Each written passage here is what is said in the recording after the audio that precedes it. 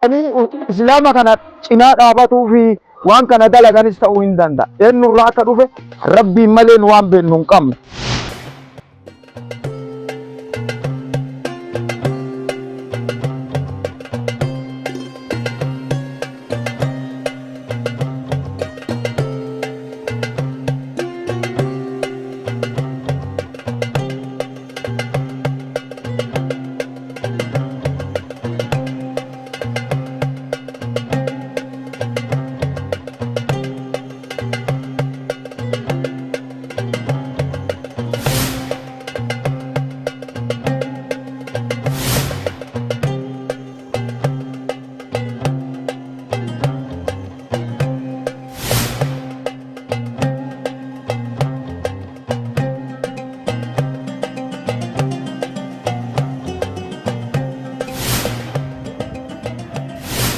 بسم الله الحمد لله هادي الصمد الذي لم يلد ولم يولد ولم يكن له كفوا احد.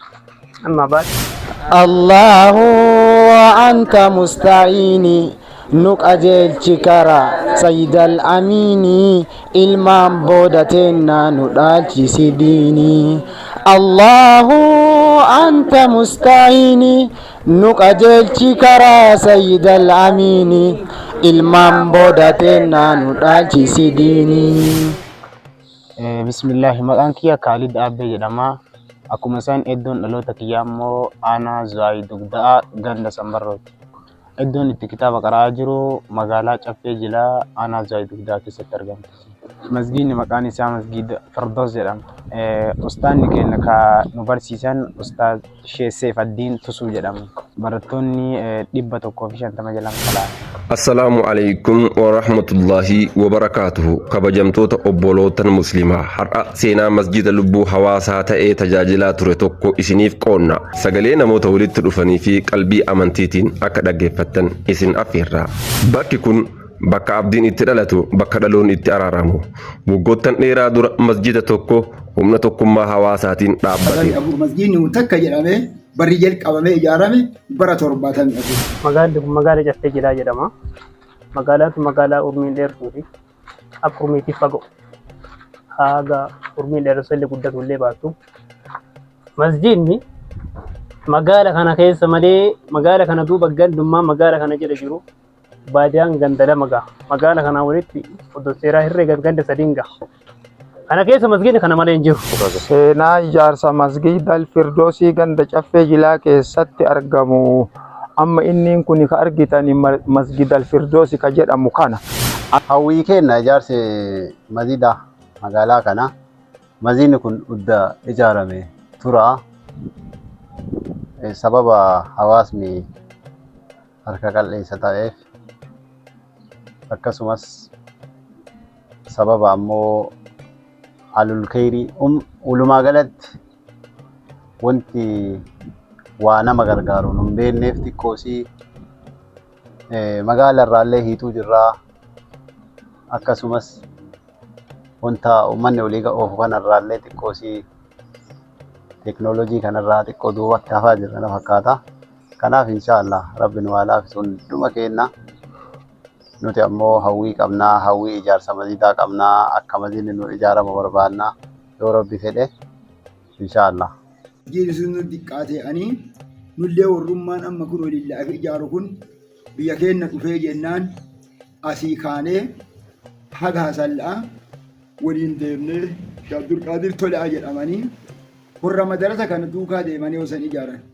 Sheekh Abdulqaadir Tolaa kun madarasa Goondetti ijaarsisanii isaan bira dhaqee isaan achii dhufanii biyya keenya kana ilaalanii madarasni isin haa ijaaramu jedhanii saba sanii jecha madarasni kunis nu ijaarameera. Gaafa masjida itti dabalanii nu ijaaran. Yoosa itti dabalanii nu ijaaran. Masjidni jalqabaa naannawa kanarratti ka ijaarame. Kuni marsaa isa lammaffaatiif ammas tokkos asirratti ijaaramee sunniin hunduu xiqqeennaaf ummata dadhabuudhaan hin ka'e. Magaalli kun Maybaasa Caffee Jilaa jedhamti. Ganda jahatu sii jedha hoogganama. Gandi jahaan kun iddoo isaa itti salaatanillee guyyaa Jumaa asuma baay'inaan gabaafillee asuma duudhanii. Masjidi kanaa masjidi biraan qaban. Masjidni kun dubartii walitti hanqatee kun agartan kana laddaan itti qaxxalanii dubartoonni maladda kanas salaatanii Masjiida namni masjiida biraan qaban rakkoo jiru dhuga magaalli tulle magaala macaffee jiraata jedhan san kuni isin ulfaadha isin jedha ka waan kanaa yaaddanii uummata keenya dhuftanii amma furmaata kaa'u rabbii guddaadha. Kanaaf rakkoo masjiida uummanni qabaachuu dhibbatti jira. Masjiidni kun yeroo dheeraadhaaf bakka salaataa ture, bakka quraanni itti baratamu, bakka ijoolleen itti guddatan, jaarsoliin itti wal araarsanii fi dargaggoonni abdii itti horatanidha. Barana as keessa nama hedduutu warri duraan pheenxee hoggan. Warri duraan pheenxee jallisaa ture. Namni 3-4 asitti dhufanii shaada deebi'anii hin dogongorree'anii nama ganaatiin qajeelaa jira haga amma. Guyyaa har'aa kan geesse qalbii qulqulluu abbootii keenyaa fi hirmaannaa hawaasaatiin erga ijaarameeti. Seenaan immoo akka waa'ee amma musliimummaa irraa fuutanirraa yoo ka'ee jedhu isinuu immoo rabbiin nuuf jiraachise nama kaleessa waliin jiraannee masjiida kana nama 2-3 wajjiin haxirii kana kadha namni humni haxiree waliin ga'uu dadhabe kana nama 2-3 haxiramee waliin gaanii muka muranii waliin gaana xirii shibo'ootiin. Nufa maqaa isaanii namoonni waliin dura walii ijaartan. Namni waliin amma tokko jedhamne Caaccoo Jil'oo jedhama, Nuura Jil'oo jedhama. Namni takka jennee masjiida kana waliin jalqabne isaan. Namni jaarsonni kun lamaanuu biyya bina'aan jedhanii biyya bina'aatii deemanii waan dalagan dabarfataniira. Namni masjiida kana akka diiniitiitti nu wajjiin bu'ee gaafa itti seenirra jedhe bara hoggaa kana amrii ta'anii xinashuu goobee yaa'anii arjummaanis sochiinis baay'een wajjin socho'aa turanii biyya duniyaatii deemaniira. Namni hoosan achi akka sheekummaatitti jiru namni nu gargaare Shee Aliyyii Daddafoo jedhamanii sheekonni isaanis biyya duniyaatii deemaniiranii baay'ee gargaarsas namni nu godhan isaanis achi keessatti hoosan. Namni maallaqa qabu yeroo sanatti maallaqa isaa kennee kan hin qabne immoo humna isaa kennee akkasumas masjiidni kun dhaloota hedduuf ifaa ta'ee tajaajila har'a gahee jira. Mee tarii gaafis ni gaafadha.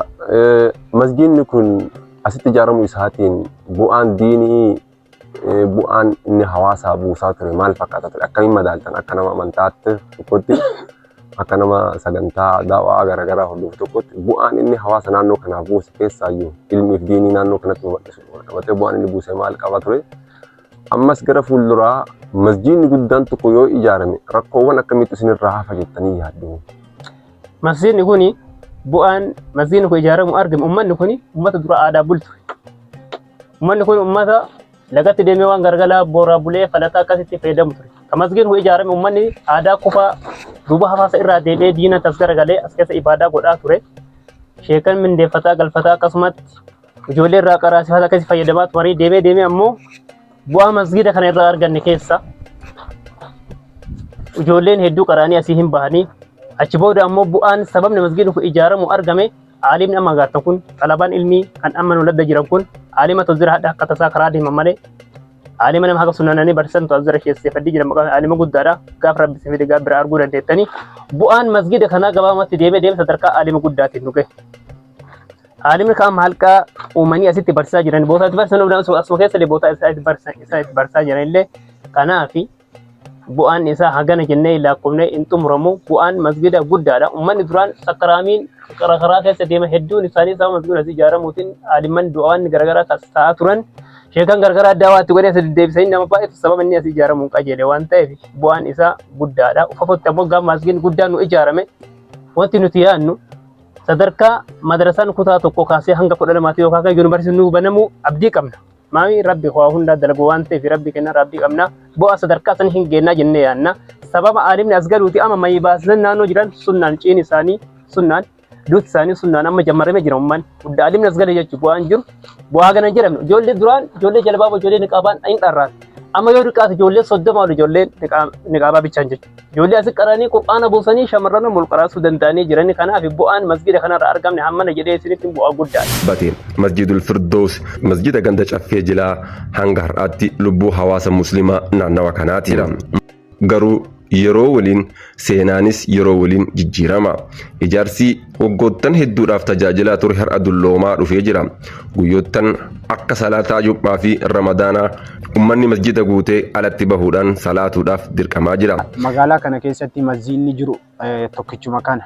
Masjiidni kun sababaa dhiphachuudhaatiin jamaa fi akkuma san hawaasa biyyaa wajjin dhiibbaan guddaan akkuma san isa keessa qaraanallee akkasuma keessatti salaannallee waan ta'eef akkuma san qulqullinaaf illee nu mijatu jechuudha. Osoo iddoon qaraatii adda ta'ee iddoon masjiidaa salaata qofaaf ta'e sirriitti mijatuu danda'a. Garuu immoo itti qara'uyyuu miti sagaduu irratti illee sagaduu keessatti dhiphaa waan ta'eef masgiidni akka magaalaa kana keessaatti tokkicha kana waan ta'eef masgiidni osoo nu badhatee isa qofaayyuu miti iddoon mazallaan iddoon kitaaba itti barannullee nu mijatee haala gaariidhaan osoo akkasii barnoota keenya oofanne silaa baay'ee gaariidhaan. Kanaaf amma rakkooleen nu keessa jirru inni tokkoffaan masgiidni kunillee nu bal'atu akkuma san iddoon madarasaan guddaan illee kan nu itti qaraanu nu mijatee haala gaariidhaan osoo akkana nu mijatee silaa bareedaa inni yaada kana qaba. Gareedhaan ammoo hojiin kun maybaasa kana itti gaafata akka warree daawwatillee majlisa illee yoo ta'allee majlisa maybaasa dhaftee jira jechuudha. Iddoo daawwaa deemu kana keessatti rakkinni bootaa baay'ee jira keessanuu kan magaala kana adda. Masgiidni ka baadiyaa amma kana caalu jira.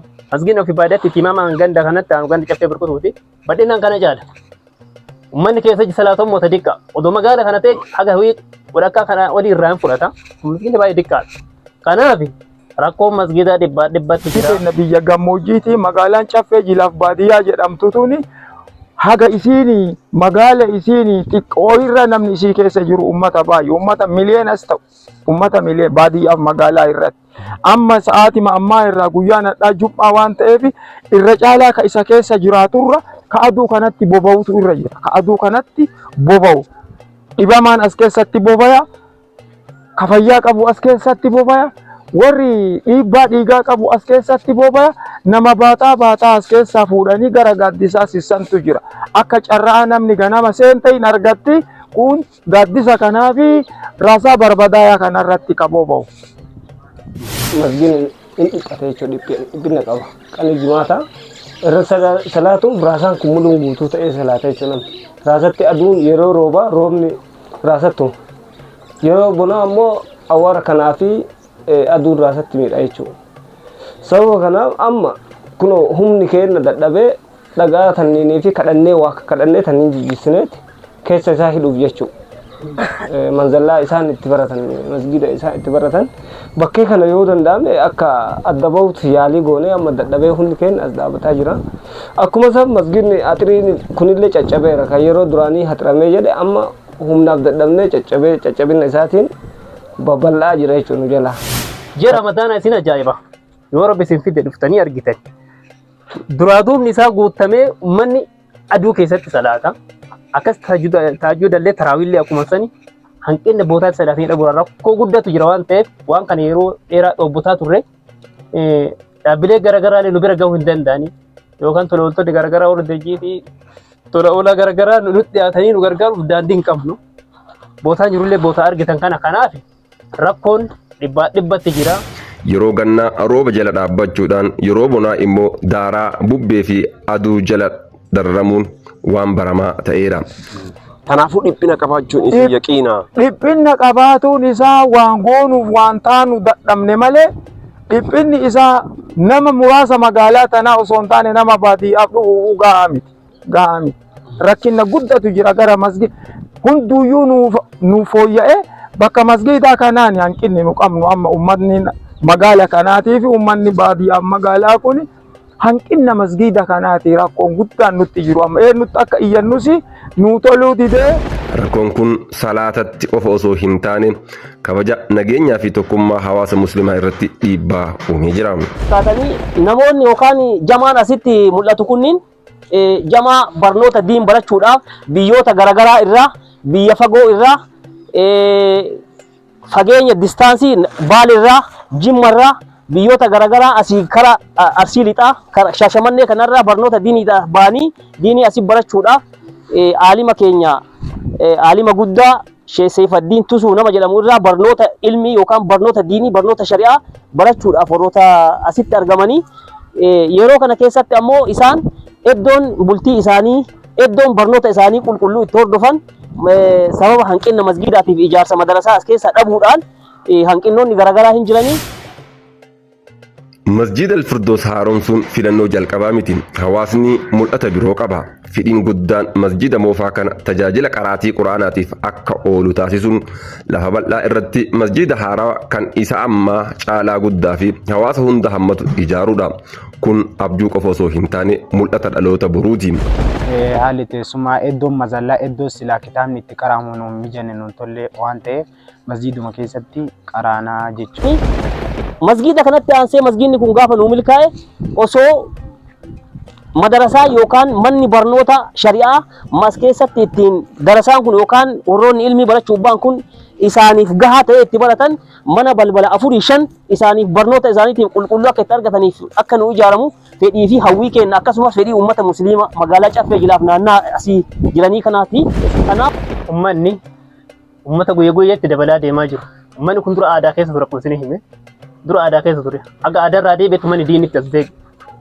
Aadaa isaa keessatti illee rabbuma tokko shadhaa ture. Hagas gargalee ummanni diinii amma jabeessee qabatee guyyaa guyyaatti seenaa. Kanaaf abdii ufa foqqabnu irraa ummanni imaana irratti ijoollee qaraasifachuu irratti jumaa jaminatii dhufanii salaatuu irratti akkasuma gaaf madarasni ijaaramu ijoollee itti barsiifatanii cimurra aalima rangachuu irratti ummanni hin guddatee abdii guddaa qabna. Kanaaf masjida guddaa yoo dhiqaate 30 jennee akkas yaadna 30 ijaarame ummanni kun irraa uummata guddaa wayiiti. Ummanni magaalaa tana malee magaalli bira naannoo kana hin jiru iddoo hunda asitti dhufanii asitti ummanni magaalaa kana duudee iddoo gabaa isaan gabaa as waan ta'eef kanaaf abdii ufafootii guddina guddaa uummata argamaa jedhee yaadda. Abjuun keenya masjida biroo bal'aa ijaaruudhaan. Iyyachuun isin oolle garuu inni guyyaa ofii eegee gaafa rabbi abadhattu jedhe gaafa rabbi ijaaramuu hin mala ammaani nu kunoo ka barbaannu ammallee masjid nu abadhatu hin barbaanna.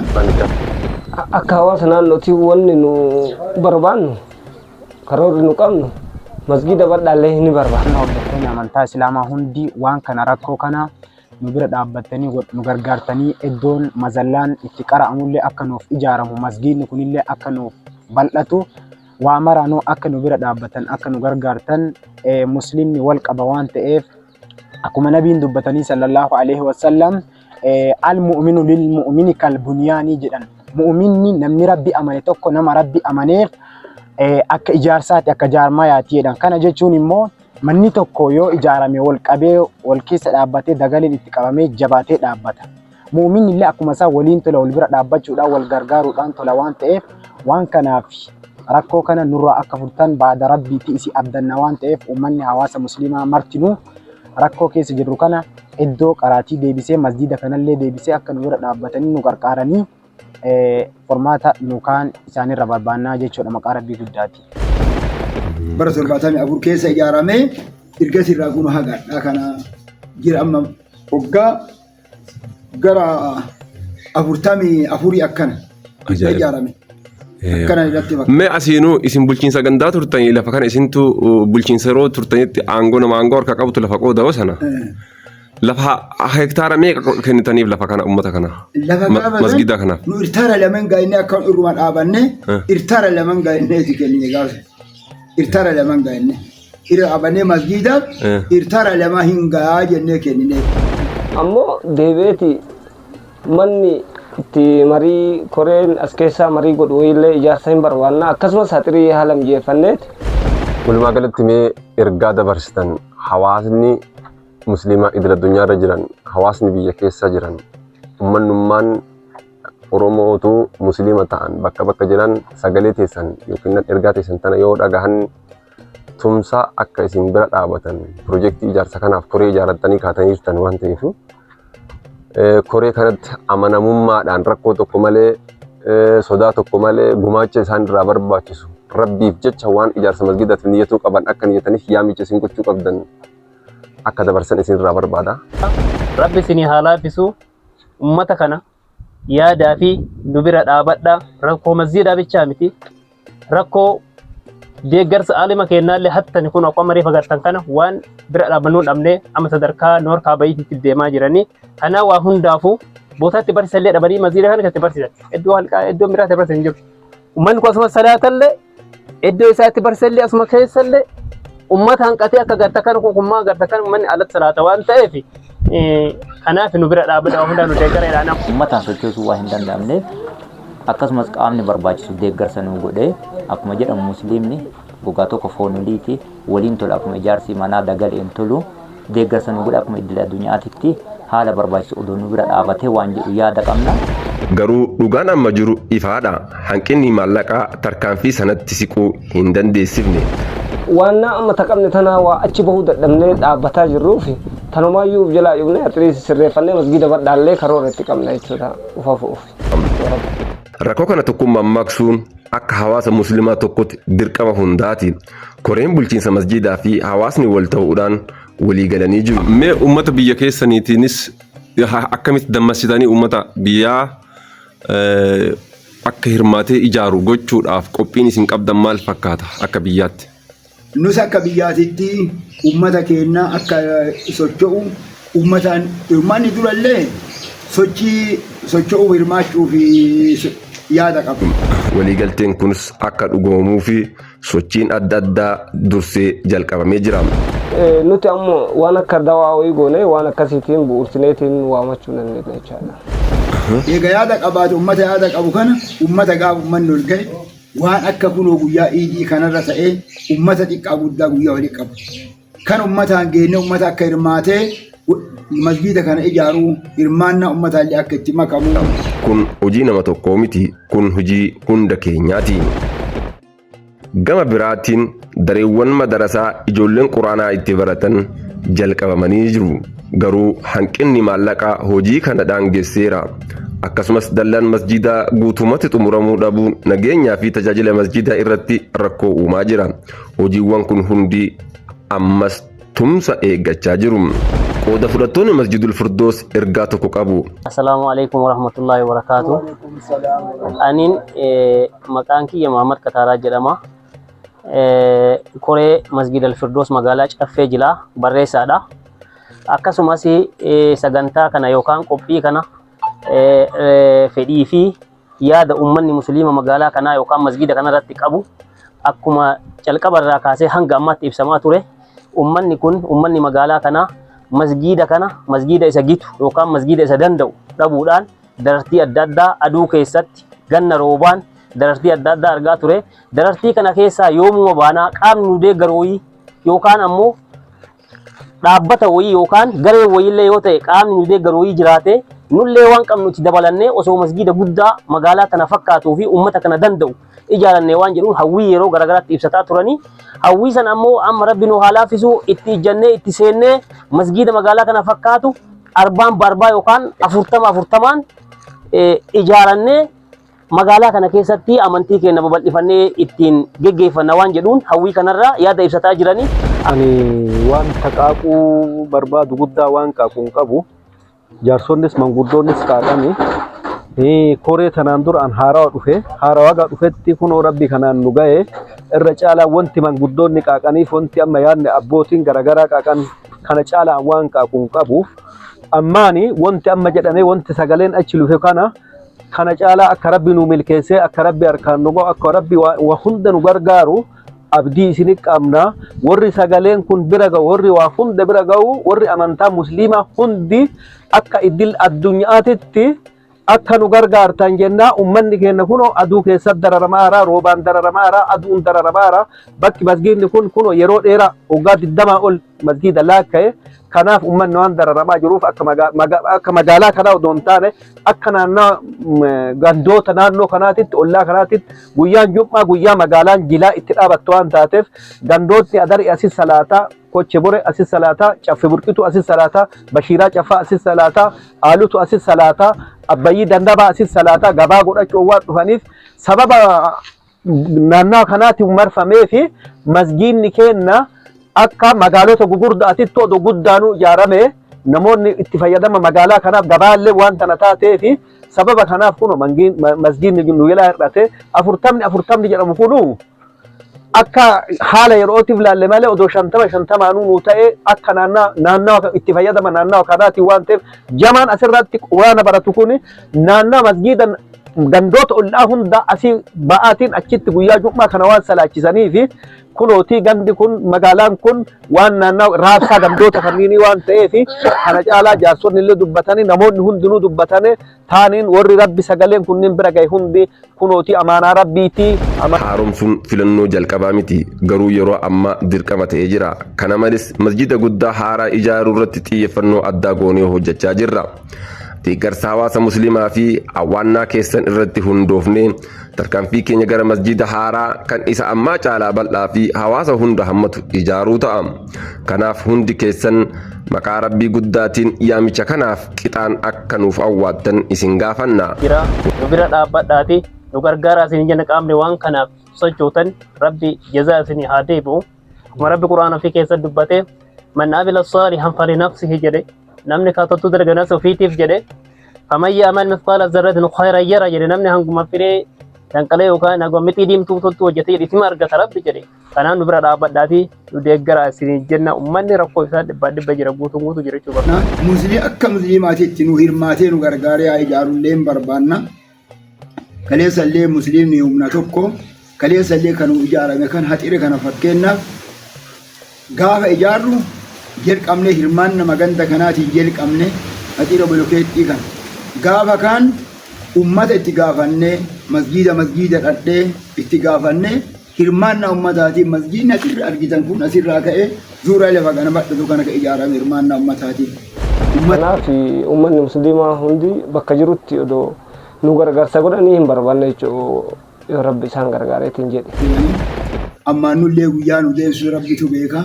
Haga jirru immoo waan dandeenye keerii dabarfachuu waan fedhii kenna ta'ee fi hin jaalannaallee uummata isin hirmaachifna ofillee aga dandeenye hirmaannaa jasa rabbi isin haa kafaluu nu gargaaraa jechuu barbaadeeti. Kanaaf kanarratti namni warra sagalee kana yookaan dhaamsa uummanni musliimaa manguddoonni dhaamatan kanaa fi koreen masjidal firdoos magaalaa Caffee Jilaa dhaamatan kana namni sagalee kana dhaga'u namni nu deeggaruu danda'u namni boroof guyyaa qiyaamaatiif waa ol kaa'achuu danda'u dhaabbanni illee ta'ee gareen dhuunfaa yookaan namni dhuunfaa tokko illee sagalee kana dhaga'u deeggarsa masjidal firdoosiif godhuudhaaf akka nu bira dhaabatan akka masjida kana keessatti ishaaraa kaa'atanii guyyaa qiyaamaa rabbiin afootti guyyaa namni rakkatu guyyaa rakkoo san guyyaa gaaddifni hin jire san gaaddisa yookaan guyyaa bakki galan hin jire san mana galtii isaanii akka tolfatan jechuu dhaamuu barbaada. Uummata musliima hundaaf warroottan waan kana bira dhaabbatanii deeggaruudhaaf waan qabaniin socho'anii dhaamsisaniif dhaamnu jabaadhaatiin nu bira dhaabbadhaa. Masjida ummata kana fakkaatu ummanni kun akkuma dura jenne ummata aadaa biraa keessa ture aadaa irraa kaasee diinaa qabate haga diinaa qabate ummanni kun ijoollee ofii barsiisuun cimnan irra waan jiraniif nu bira dhaabbadhaa waan qabdanii waan dandeettaniin ummata kana deeggaraa nu bira dhaabbadhaa isiniin jedhaan warri waan kana hojjettanii rabbi jazaa isinii haa deebi'u namni wanti ganda addunyaa kana dalagatuuf dhalee ganda kanatti boroo eegana rabbiin bira waa argachuu waan ta'eef dhaamsi guddaan dhaamadhu ummata waan kana khairii kana dalagu hundaaf odoma hin turre odoma nu ilaala farra harkifne ummata hayyajabaadha waan isaan fakkaatu bira nu dhaabadhaa jedha. Raanaa rabbii kana yoo isaan achiinut darbaniitiin jedhe yoo rabbi jedheetiin jedhe galmaan ga'uuf nu qophii inshaallah bakka ofii fudhannee boru amma waan boru akiraa bira eeggannuuf waan saniif jenne of kennineerra qophii inshaallah. Assalamualaikum warahmatullahi wabarakatuh. Waalaikumsalam warahmatullahi wabarakatuh. Nu wanta haasamu qabu haasani manguddoonis koreenillee haasaa turanii garuu nuti akka koreetitti wanti qabamu kun intaama yennaaniin itti deemnee amma akka sadarkaa kanaatitti koreen keenya qindoominaan deeme hojii kana milkeessina jennee itti deemaatiin jirra. Wanti nafa jennee an akkanaatitti yaadu wanta isaanii dubbatan akkasumatti ta'ee dabalataan haxirri masjida kanaa caccabaadha. Darasaan kun iddoon isaan jiraatan kun iddoo isaan bulan kun baay'ee bareedaa miti waan ta'eef iddoon kun oduu madarasaan kun oduu babal'atee kutaa amma lama qofa qabna kutaan kunniin oduu babal'atee haga 4-5 oduu babal'atee akka isaan bal'inaan babal'atanii bulan hin barbaanna. Yaanni ammoo isaan kennan kun gaara waan ta'eef sumaan cimsuu Isaan obbo Kadir Dasuu kan jedhaman bulchaa Masjid Al-Firdaus magaalaa Caffee Jilaati. Akkasumas Abdallah Muhammad kan jedhaman abbaa herreegaa masgidal koree masgidal Firdoos magaalaa Caffee Jilaa keessatti argamu. Itti aansuudhaan isaanis Abdurrahman Naga'oo jedhamanii koree bittaa masgidal Firdoos magaalaa Caffee Jilaati.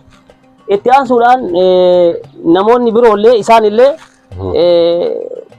obbo Dannaboo Ida'oo jedhamanii manguddoo fi nama koree kana keessatti yaada bilchaataa waan koree kana ijaaruu fi masgida kana ijaaruu danda'u gumaachuu danda'anii fi gumaachaa turanis nama hawaasa kanallee tajaajilaa turanii obbo Dannaboo Ida'oo jedhamanii miseensa koree masgidal Firdoos magaalaa Caffee Jilaati. Akkasumas isaan manguddoon obbo Urgoo Gumaatoo jedhamanii nama masgiidni kun yeroo calqabaatiif gaafa lafti kun masgiidaaf daangeffamee kennamu ganda kana hoogganaa turan bara 1974 lafa kana daangessanii hektaara 2 yookaan qarxii 8 lafa ta'u lafa masgiidaaf oolchanii akka masgiida jala oolu godhaniidha. Obbo Urgoo Gumaatoo jedhanii nama masgiida kana keessatti hanga har'aatti gahee ol'aanaa fi waan qaban horii irraa maal irraa qabeenya isaanii nama kennaa turanii masgiidni hadda asitti argamu kun ishaaraa keessaa qaban isaan masgiidota tanaan dura as keessa ijaaramee asii naannoo kana masgiida tokkotu ture masgiida hirmaannaa ummataatiin ijaarame yeroo sanittuu baay'ina musliima yeroo sanii amantii hordofanii gahuu dhabuudhaan masgiidni kun akka deebi'amee sun achii ka'ee asitti deebi'u godhamu keessatti yeroo dheeraaf nama gahee olaanaa qabu. Akkasumas namoonni isaa yeroo san wajjin sochoosaa turan namoota akka Sheekh Aliyyi jedhamu nama gahee olaanaa as keessatti masgida kana keessatti ishaaraa qabu har'a lubbuudhaan hin jirani rabbi rahmata isaanii haa godhu.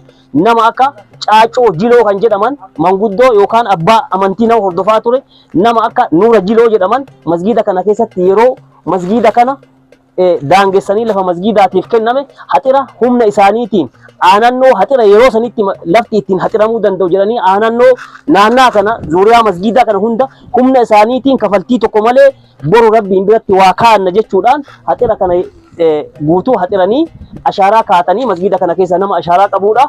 Akkasumas akkuma seenaa irraa yookaan hubannoo irraa yeroo sanitti illee jiraachuu baanne nuti akkuma seenaa irraa hubannutti namoonni amma maqaa kaafnu kunniin ka akka Sheekh Aliyyi ka akka Nuura Jiloo ka akka Caacoo kan jedhaman ka akka Urgoo Gumaatoo kan jedhaman akkasumas manguddoonni hedduu kan as jiraachuu hin dandeenye ka maqaa dha'uu dandeenyu hedduutu jira.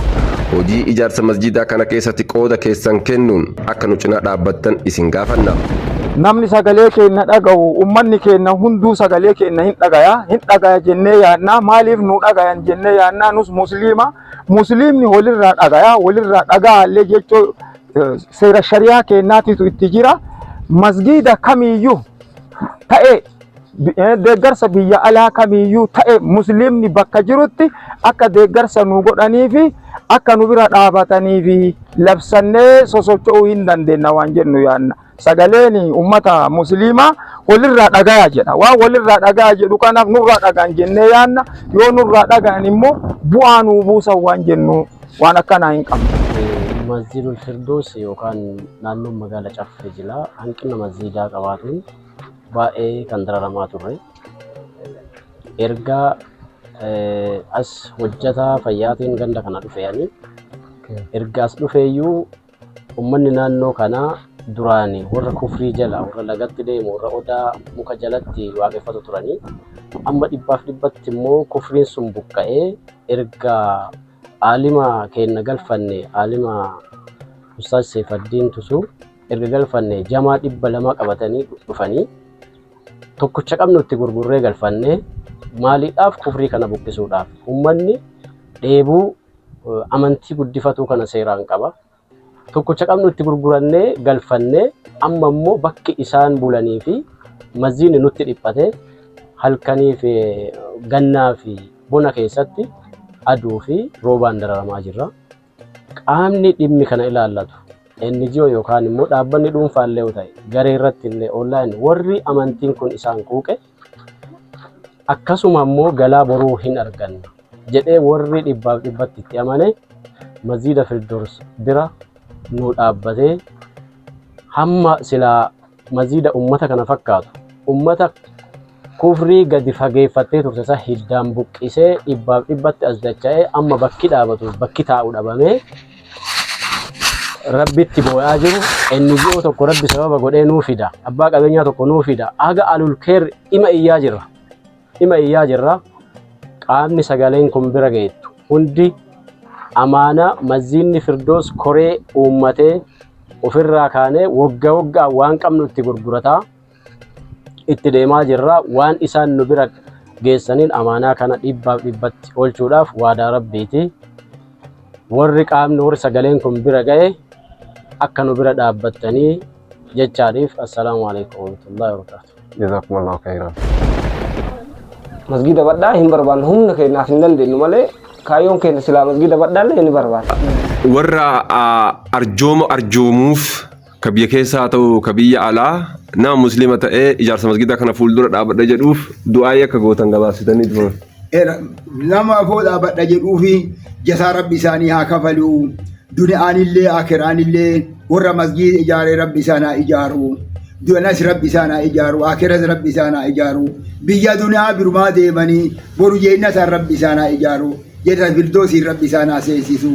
Eega rabbii jedhanii diinni guddinaan rabbi ol isaan haa qabu diinii ol qabanii rabbi ol isaan haa qabu warra diinii ol qabne rabbi ol haa qabu nama diinii ijaaree rabbi isaan haa ijaaru duniyaa akirallee rabbi isaan haa ijaaru.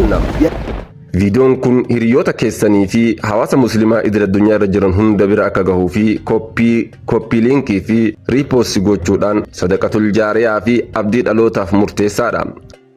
Masjidul Firdoos kan keenya hundadha. Har'a haa ijaarru, boru haa dhaabnu, tokkummaan haa ijaarru, tokkummaan haa haaromsinu, tokkummaan masjida dhalootaa boruuf haa dhaabnu. Nagaanuuf ta'a.